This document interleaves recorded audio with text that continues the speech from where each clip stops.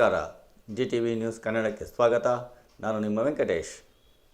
ಮಾಗಡಿ ಪಟ್ಟಣದ ಪೊಲೀಸ್ ಠಾಣೆಯ ಆವರಣದಲ್ಲಿ ತಾಲೂಕು ಕಾನೂನು ಸೇವೆಗಳ ಸಮಿತಿ ಮಾಗಡಿ, ವಕೀಲರ ಸಂಘ ಮಾಗಡಿ, ಸಹಾಯಕ ಸರ್ಕಾರಿ ಅಭಿಯೋಜಕರು ಮಾಗಡಿ ಹಾಗೂ ಮಾಗಡಿ ಪೊಲೀಸ್ ಠಾಣೆ ಇವರ ಸಂಯುಕ್ತ ಆಶ್ರಯದಲ್ಲಿ ಸಂವಿಧಾನ ದಿನ ಕುರಿತು ಕಾನೂನು ಅರಿವು ನೆರವು ಕಾರ್ಯಕ್ರಮವನ್ನು ನಡೆಸಲಾಯಿತು.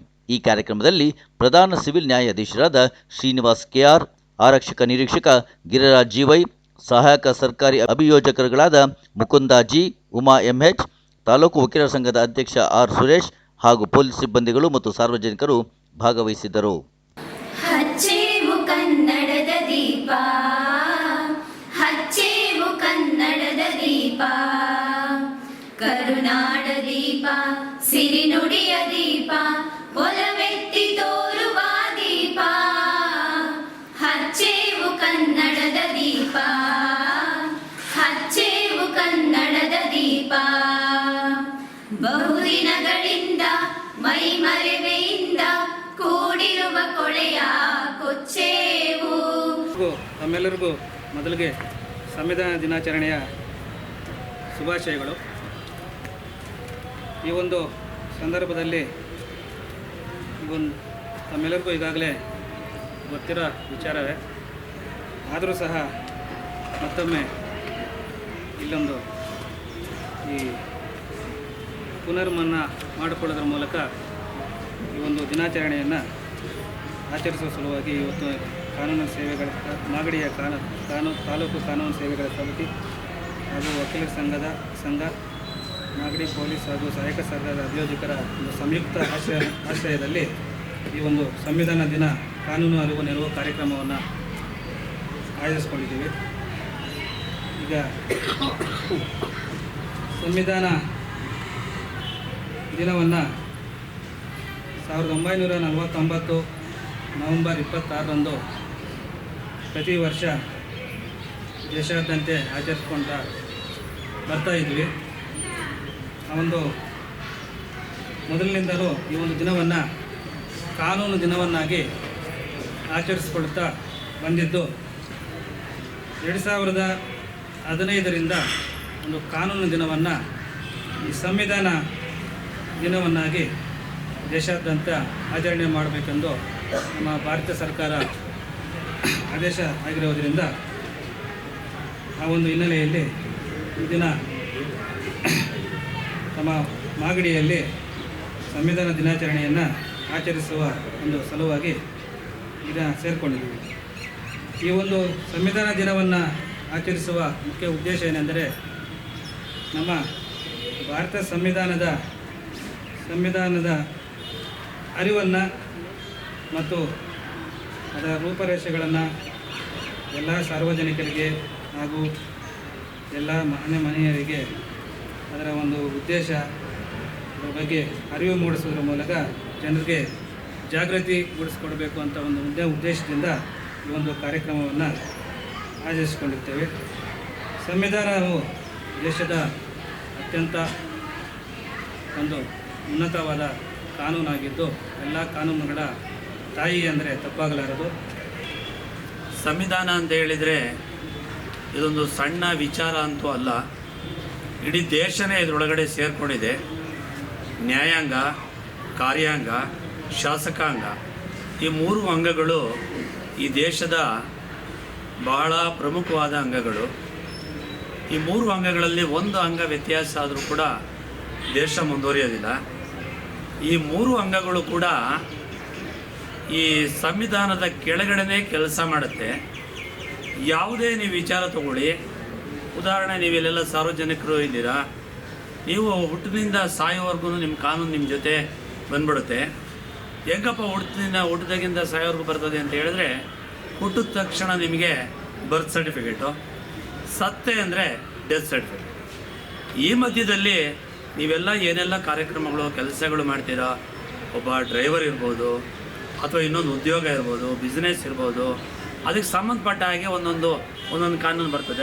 ಡ್ರೈವರ್ಗೆ ಏನು ಕಾನೂನು ಬರ್ತದೆ, ಅವನೊಂದು ಲೈಸೆನ್ಸ್ ತೊಗೊಂಡೇ ಗಾಡಿ ಓಡಿಸ್ಬೇಕು, ಅಥವಾ ಒಂದು ಬಿಸ್ನೆಸ್ ಮಾಡೋನು ಟ್ಯಾಕ್ಸ್ ಇದು ಮಾಡ್ಕೊಂಡು ಮಾಡಬೇಕು. ಈ ರೀತಿ ಮನುಷ್ಯನ ಎಲ್ಲ ಜೀವನದ ವಿವಿಧ ರೀತಿಯ ಉದ್ಯೋಗಗಳ ನಡುವೆ ಕಾನೂನು ಸದ್ದಿಲ್ಲದೆ ಅವನ ಜೊತೆ ಇರುತ್ತೆ. ಕಾನೂನನ್ನ ಯಾರೂ ಮೀರಿ ನಡೆಯೋದಕ್ಕೆ ಸಾಧ್ಯತೆ ಇಲ್ಲ. ಅದರಿಂದ ಕಾನೂನನ್ನ ಎಲ್ಲ ಗೌರವಿಸಬೇಕು, ಕಾನೂನನ್ನ ಎಲ್ಲ ಮನ್ನಣೆ ಕೊಡಬೇಕು. ಈಗ ಅದಕ್ಕೆ ಕಾನೂನಿನ ಅರಿವು ಇರಬೇಕು. ಈಗ ಏನೋ ಒಂದು ತಪ್ಪು ಮಾಡಿದಾಗ ಸ್ವಾಮಿ ಆ ವಿಚಾರ ನನಗೆ ಗೊತ್ತಿರಲಿಲ್ಲ ಅಂತ. ಉದಾಹರಣೆಗೆ ಎಲ್ಲೋ ಒಂದು ಕಡೆ ಈ ನಮ್ಮ ಮಾಗಡಿ ತಾಲೂಕಿನಲ್ಲಿ ಯಾವುದೋ ಒಂದು ಬೆಳೆ ಬೆಳೆದಂಥ ರೈತ ಪ್ರಾಣಿಗಳ ಹಾವಳಿಯಿಂದ ತಪ್ಪಿಸ್ಕೊಳ್ಳೋಕ್ಕೆ ಒಂದು ಕರೆಂಟಿಂದ ವೈರ್ಗಳನ್ನ ಅಳವಡಿಸಿದ್ದಾನೆ. ಅದಕ್ಕೆ ಒಂದು ಚಿರತೆ ಬಂದು ತಗಲಾಕೊಂಡು ಸತ್ತಾಗ್ಬಿಡುತ್ತೆ. ಅವನಿಗೆ ಗೊತ್ತಿಲ್ಲ, ಏನೋ ಪ್ರಾಣಿಗಳ ಹಾವಳಿಯಿಂದ ತಪ್ಪಿಸ್ಕೊಳ್ಳೋಕೆ ಅಷ್ಟೇ ಅವನಿಗೆ ಗೊತ್ತಿರೋದು. ಆದರೆ ಅಲ್ಲಿ ಏನೋ ಒಂದು ಪ್ರಾಣಿ ಸತ್ತರೆ ಕಾನೂನು ನಾನು ಬಿಡಲ್ಲ ಅನ್ನೋದು ಅವನಿಗೆ ಗೊತ್ತಿಲ್ಲ. ವೈಲ್ಡ್ ಅನಿಮಲ್ಸ್ ಆ್ಯಕ್ಟ್ ಕೆಳಗಡೆ ಅವನ ಮೇಲೆ ಒಂದು ಕೇಸ್ ಆಗುತ್ತೆ. ಆ ರೀತಿ ರೈತ ಇರ್ಬೋದು, ಕಾರ್ಮಿಕ ಇರ್ಬೋದು, ಅಥವಾ ಇನ್ನೊಬ್ಬ ಅಫಿಷಿಯಲ್ ಇರ್ಬೋದು, ಒಬ್ಬ ಸಾಮಾನ್ಯ ಆಟೋ ಚಾಲಕ ಇರ್ಬೋದು, ಅಥವಾ ಡ್ರೈವರ್ ಇರ್ಬೋದು, ಈ ಥರ ಇರ್ಬೋದು. ಎಲ್ರಿಗೂ ಕಾನೂನು ಅನ್ನೋದು ಅವ್ರ ಹಿಂದೆ ಇದ್ದೇ ಇರುತ್ತೆ, ಅವ್ರ ಜೊತೆನೇ ಇರುತ್ತೆ. ಈಗ ನಮ್ಮ ಇಲ್ಲಿ ಕಾನೂನನ್ನು ಅರಿವು ನೆರವು ಕಾರ್ಯಕ್ರಮದಲ್ಲಿ ಕಾನೂನನ್ನು ಪರಿಪಾಲನೆ ಮಾಡೋದಕ್ಕೋಸ್ಕರ ಈಗ ನಮ್ಮ ಮಾಗಡಿ ಪೊಲೀಸ್ ಠಾಣೆ ಒಂದಿದೆ. ಮಾಗಡಿ ಪೊಲೀಸ್ ಠಾಣೆಯಲ್ಲಿ ನಾನು ತಿಳಿದ ಹಾಗೆ ಏನೊಂದು 50 ಜನ ಸಿಬ್ಬಂದಿ ಇರ್ಬೋದು. ಮಾಗಡಿ ತಾಲ್ಲೂಕಿನಲ್ಲಿ ಎಷ್ಟು ಜನಸಂಖ್ಯೆ ಇದೆ? 2.5 ಲಕ್ಷ ಜನಸಂಖ್ಯೆ ಇದೆ. 2.5 ಲಕ್ಷ ಜನಸಂಖ್ಯೆಗೆ Pudur police station, Magadi police station ಎರಡೇ ಸ್ಟೇಷನ್ ಇರೋದು. ಇನ್ನು ಉಳಿದು ತಾವರೆಕೆರೆ ನಮ್ಮ ವ್ಯಾಪ್ತಿಗೆ ಬಂದರೂ ಸಹ ಅದು ಇಲ್ಲಿ ಜನತೆಗೆ ಬರೋದಿಲ್ಲ. 2.5 ಲಕ್ಷ ಜನತೆಗೆ 100 ಜನ ಸಿಬ್ಬಂದಿ ಈಗ ಇದು ಸಾಕಾ ಅಂತ. ಎಲ್ಲಾದರೂ ಈ ಭಯೋತ್ಪಾದನೆ ಬೇರೆ ಕಡೆ ನಡೆಯೋ ರೀತಿಯಲ್ಲಿ ಇಲ್ಲೆಲ್ಲಾದ್ರೂ ಭಯೋತ್ಪಾದನೆ ಮಾಡೋರು ಒಂದು ಕಡೆ ಮಾಡೋದಿಲ್ಲ, ಪ್ಲ್ಯಾನ್ ಮಾಡಿದ್ರೆ 10 ಕಡೆ ಮಾಡ್ತಾರೆ. ಈ ಇರೋ 30 ಜನ ಪೊಲೀಸು, 40 ಜನ ಪೊಲೀಸು ಯಾವ ಕಡೆ ಹೋಗ್ತಾರೆ? ಅದರಿಂದ ಕಾನೂನನ್ನು ಅರಿವು ನೆರವು ಮೊದಲು ಸರ್ಕಾರನೂ ಪರಿಗಣಿಸಬೇಕಾಗ್ತದೆ. ಸರ್ಕಾರ ತಗೊಂಡು ಈ ಗಮನ ತಗೊಂಡು ಈ ಸಿಬ್ಬಂದಿ ಎಷ್ಟು ಜನ ಇದ್ದಾರೆ, ಎಷ್ಟು ಜನ ಇವ್ರು ನಿಭಾಯಿಸ್ಬೋದು, ಇವ್ರಿಗೆ ಏನೆಲ್ಲ ವೆಪನ್ ಕೊಟ್ಟಿದ್ದೀವಿ, ಇದೆಲ್ಲ ಮಾಡಿ ಸರಿನಾ ಇಲ್ವಾ ಅಂತ ಹೇಳಿ ನಮ್ಮ ಪೊಲೀಸ್ ಇಲಾಖೆಯವರು ಸಹ ಆ ಉನ್ನತ ಅಧಿಕಾರಿಗಳಿಗೆ ಒಂದು ಸೂಕ್ತವಾದ ಪತ್ರವನ್ನು ಬರೆದು ಮನವಿ ಕೋರಿ ಕೇಳ್ಕೋಬೇಕು ಅಂತ ಹೇಳಿ ಈ ಸಂದರ್ಭದಲ್ಲಿ ಹೇಳ್ತೀನಿ. ನಮ್ಮ ಮಾಗಡಿ ಟೌನ್ನಲ್ಲಿ ಎಲ್ಲೋ ಒಂದು ಸಣ್ಣ ಜಾಗದಲ್ಲಿ ನಡೆದ ಗಲಾಟೆನೇ ನಿಭಾಯಿಸೋಕ್ಕಾಗೋದಿಲ್ಲ. ಅದು ಕೂಡ ಕಾನೂನಿನ ಅರಿವು ನೆರವು ವಿಚಾರದಲ್ಲಿ ಬರುತ್ತೆ ಅಂತ ನಾನು ಭಾವಿಸಿದ್ದೀನಿ. ದಿನಾಂಕ 26/11 ನವೆಂಬರ್ 26ರಂದು ಸಂವಿಧಾನ ದಿನಾಚರಣೆ ಅಂತ ಮಾಡ್ತೀವಿ. ಮೊನ್ನೆಯೂ ಕೂಡ ನಾವು ಶಿವಕುಮಾರ ಆಡಿಟೋರಿಯಮಲ್ಲಿ ಮಾಡಿದ್ವಿ. ಎಲ್ಲರೂ ಕೂಡ ಒಂದು ಒತ್ತು ಕೂಡ ತೊಗೊಂಡ್ವಿ. ಸಂವಿಧಾನ ದಿನಾಚರಣೆ ಅಂದರೆ ಇವತ್ತಿನಿಂದ ಸಂವಿಧಾನನ ನಾವು ಒಪ್ಪಿ ನಾವೇ ಜಾರಿ ತರ್ತೀವಿ ಅಂತ ಹೇಳಿ. ನೀವು ಸಂವಿಧಾನ ಅಂದರೆ ಏನಪ್ಪ, ಏನು ಅದರಲ್ಲಿ ಒಳಗಡೆ ಏನಿದೆ, ಯಾವುದಿದು ಅಂತ ನಾವೆಲ್ಲ ಬದುಕ್ತಾ ಇದ್ದೀವಲ್ಲ, ಅದಕ್ಕೆ ಸಂವಿಧಾನದಿಂದನೇ ನಾವೆಲ್ಲ ಬದುಕ್ತಾ ಇರೋದು. ಒಂದು ಕಾನೂನು ಕಟ್ಟಳೆ ಅಂತ ಮಾಡ್ಕೊತೀವಿ ಒಂದು ಊರಲ್ಲಿ, ಅದೇ ಸಂವಿಧಾನ ಅಂತೇಳಿ. ಇಡೀ ಪ್ರಪಂಚದಲ್ಲಿ ಲಿಖಿತ ಸಂವಿಧಾನ, ಅಲಿಖಿತ ಸಂವಿಧಾನ ಅಂತ ಹೇಳಿ 2 ಥರ ಇದೆ. ನಮ್ಮ ಭಾರತದ್ದು ಲಿಖಿತ ಸಂವಿಧಾನ ಅಂತ ಹೇಳಲಿಕ್ಕೆ ಇಷ್ಟಪಡ್ತೀನಿ.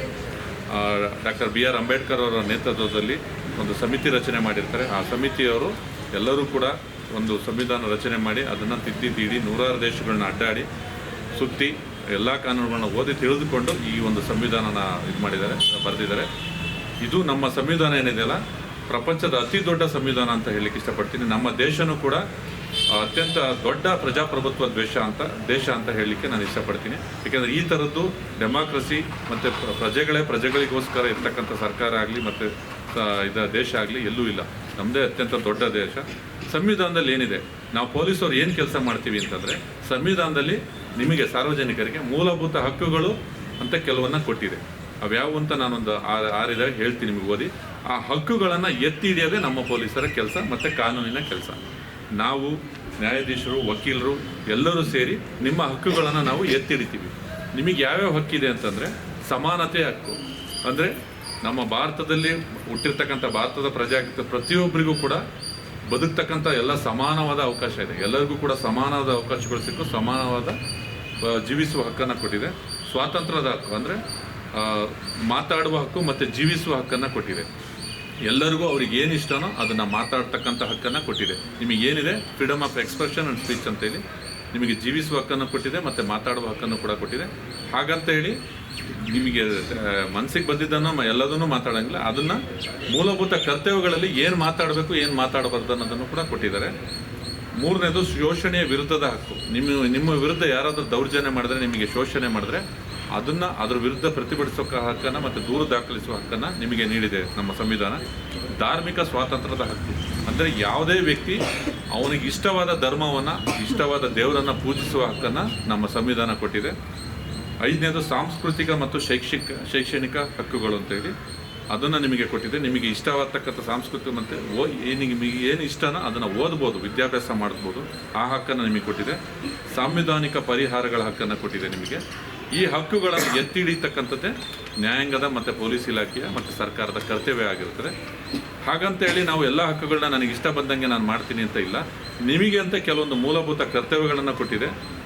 ಆ ಮೂಲಭೂತ ಕರ್ತವ್ಯಗಳನ್ನು ಪಾಲನೆ ಮಾಡಬೇಕಂತಲೇ ಒಂದೊಂದು ಕರ್ತವ್ಯಕ್ಕೂ ಒಂದೊಂದು ಕಾನೂನನ್ನು ತಂದಿಟ್ಟಿದೆ ಸರ್ಕಾರ. ಆಯಾ ಅನುಕೂಲಕ್ಕೆ ತಕ್ಕ ಅನುಗುಣವಾಗಿ ಒಂದು ಕಾನೂನನ್ನು ಮಾಡಿಟ್ಟಿದೆ. ಈ ಎಕ್ಸಾಂಪಲು ಮಾತನಾಡುವ ಹಕ್ಕು ಅಂತ ನಿಮಗೆ ಕೊಟ್ಟಿದೆ ಸಂವಿಧಾನ. ಹಂಗಂತೇಳಿ ನಾವು ಯಾರು ಬೇಕು ವಿರುದ್ಧ ಫೇಸ್ಬುಕ್ಕಲ್ಲಾಗಲಿ ಅಥವಾ ಇನ್ನೊಂದಾಗಲಿ ಪೇಪರಲ್ಲಾಗಲಿ ಅಥವಾ ಪಾಂಪ್ಲೆಟ್ಸ್ ಆಗಲಿ ಹಚ್ಚಿ ಮಾರಂಗಿಲ್ಲ.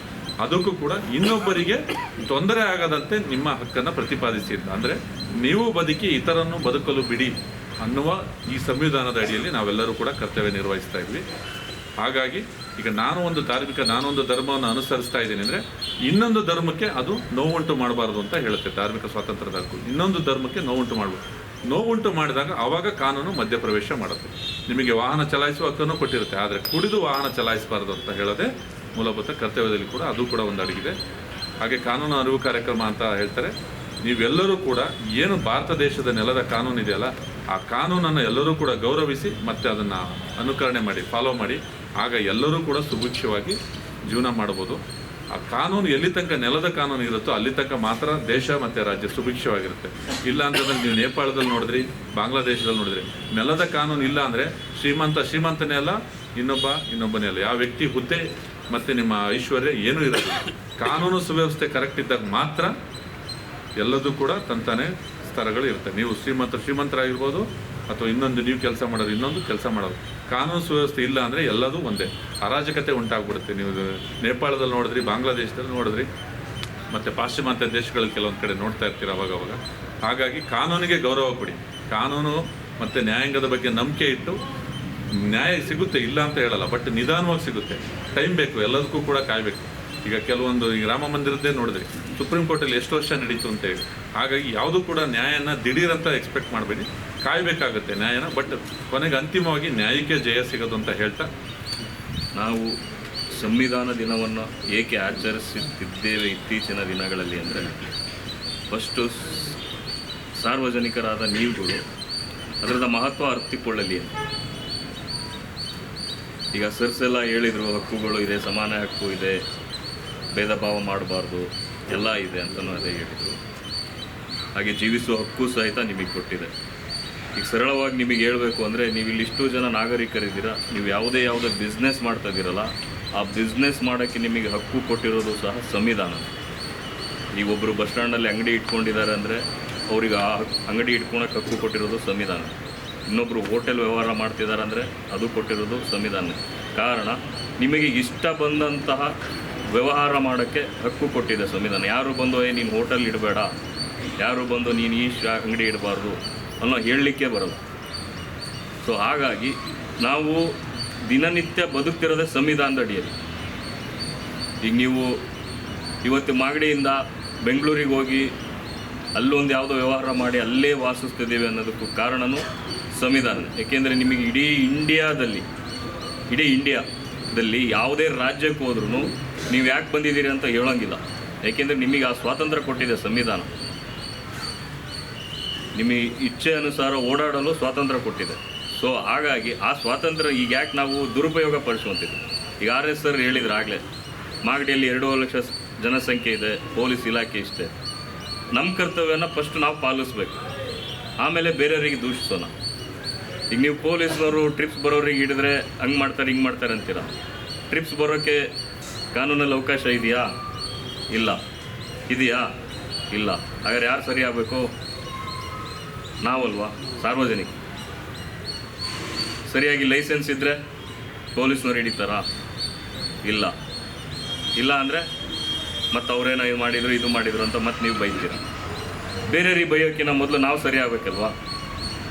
ನಾವೇ ಕಾನೂನು ಅಡಿಯಲ್ಲಿ ಕ್ಲೀನಾಗಿ ನಡೆದ್ರೆ, ನಾವೇ ಸಂವಿಧಾನವನ್ನು ಪಾಲಿಸಿದರೆ ಆವಾಗ ಯಾರೂ ನಿಮಗೆ ಏನೂ ಕೇಳೋ ಆಗಿಲ್ಲ. ಯಾವುದೇ ಒಂದು ದಾಖಲೆ ಇಲ್ಲ ಅಂತ ಹೋಗ್ತೀರಾ ತಹಶೀಲ್ದಾರಲ್ಲಿ, ಅದು ಮಾಡಿಕೊಡಿ ಇದು ಮಾಡಿಕೊಡಿ ಅಂತ ಹೇಳ್ತೀರ, ಅಲ್ಲಿ ಹೋಗಿ ಏನೋ ಇದು ಮಾಡ್ತಾರೆ ಅಂತ. ಸೊ ನಿಮಗೆ ಸ್ವತ್ತಿಗೆ ಸಂಬಂಧಪಟ್ಟ ಎಲ್ಲ ದಾಖಲೆಗಳನ್ನು ನೀವು ಕರೆಕ್ಟಾಗಿ ಇಟ್ಕೊಂಡ್ರೆ ಯಾರು ನಿಮ್ಮನ್ನು ಪ್ರಶ್ನಿಸೋ ಹಕ್ಕು ಬರೋಲ್ಲ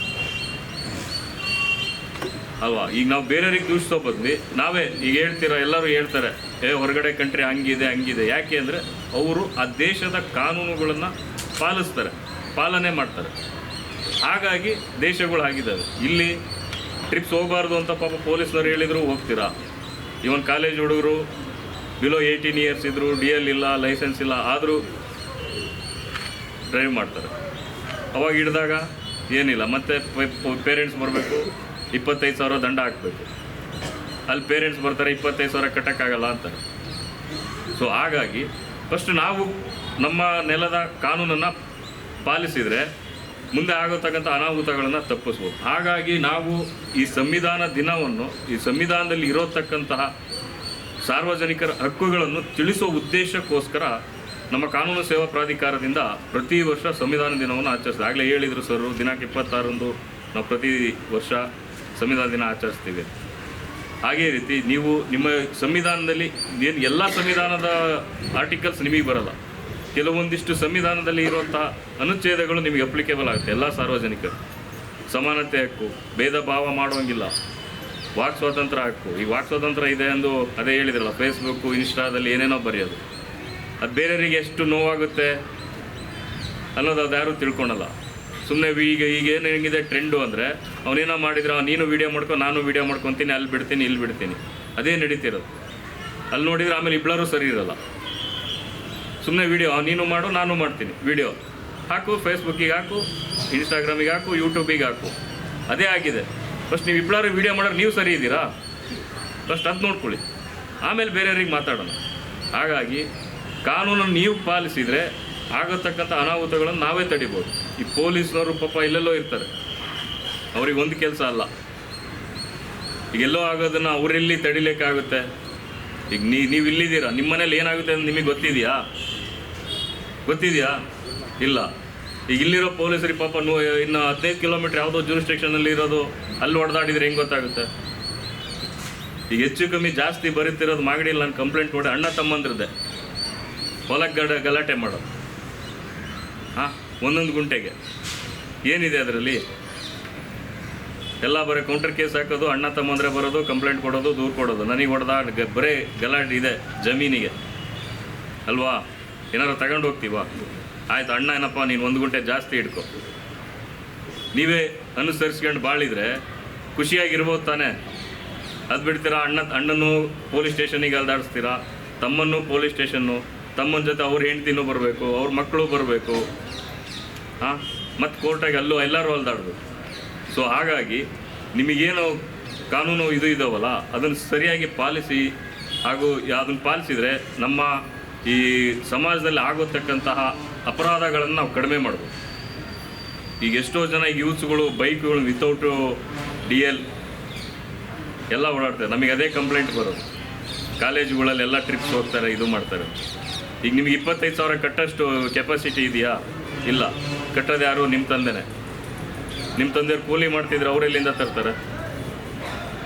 ಆ ಎಲ್ಲ ಕಾನೂನು ಅರಿವನ್ನು ಮೂಡಿಸೋದಕ್ಕೋಸ್ಕರನೇ ನಾವು ಇಂಥ ಸಮಾರಂಭಗಳನ್ನು ಎಲ್ಲ ಮಾಗಡಿ ವಕೀಲರ ಸಂಘ ಸಹಾಯದೊಂದಿಗೆ ಮತ್ತು ವಕೀಲರ ಸಹಾಯದೊಂದಿಗೆ, ಸರ್ಕಾರಿ ಅಭಿಯೋಜಕರ ಸಹಾಯದೊಂದಿಗೆ, ಪೊಲೀಸ್ ಇಲಾಖೆ ಸಹಾಯದೊಂದಿಗೆ ಮಾಡ್ತಾ ಬಂದಿರ್ತೇವೆ. ಈ ಮೂಲಕ ನಾನು ನಿಮಗೆ ಕೇಳೋದೇನೆಂದರೆ, ನಿಮ್ಮಲ್ಲಿ ಪಾಲಿಸತಕ್ಕಂಥ ಕಾನೂನುಗಳನ್ನು, ಸಂವಿಧಾನದ ಹಕ್ಕುಗಳನ್ನು ಉಚಿತವಾಗಿ, ಅದೆಲ್ಲ ಉಚಿತ, ಯಾವುದೇ ನೀವು ದುಡ್ಡು ಕೊಟ್ಟು ಯಾವುದು ತೊಗೋಬೇಕಾಗಿಲ್ಲ. ಈಗೆಲ್ಲ ಹೋಗ್ತೀರಾ, ಕೇಳ್ತೀರಾ, ಪ್ರಶ್ನಿಸ್ತೀರಾ, ನನಗೆ ಯಾಕೆ ಕೊಡಲ್ಲ? ಅದೇ ರೀತಿ ನಿಮ್ಮ ಹಕ್ಕುಗಳನ್ನು ಅರಿತುಕೊಳ್ಳಿ. ಫಸ್ಟ್ ಆ ಹಕ್ಕುಗಳನ್ನು ಅರಿತುಕೊಂಡು ಪಾಲಿಸಿ, ದೇಶನೂ ಚೆನ್ನಾಗಿರುತ್ತೆ, ನೀವು ಚೆನ್ನಾಗಿರ್ತೀರ, ಅಪರಾಧಗಳು ಕಡಿಮೆ ಆಗುತ್ತೆ ಅಂತ ಹೇಳ್ತಾ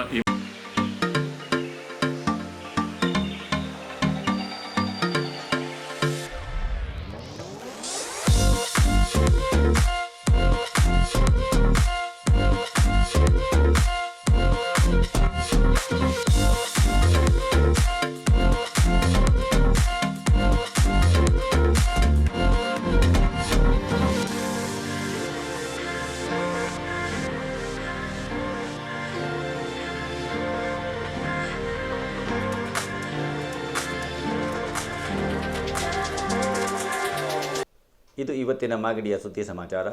ನಿರಂತರ ಸುದ್ದಿ ಸಮಾಚಾರಕ್ಕೆ ವೀಕ್ಷಿಸಿ ನಿಮ್ಮ GTV ನ್ಯೂಸ್ ಕನ್ನಡವನ್ನು. ವಂದನೆಗಳು.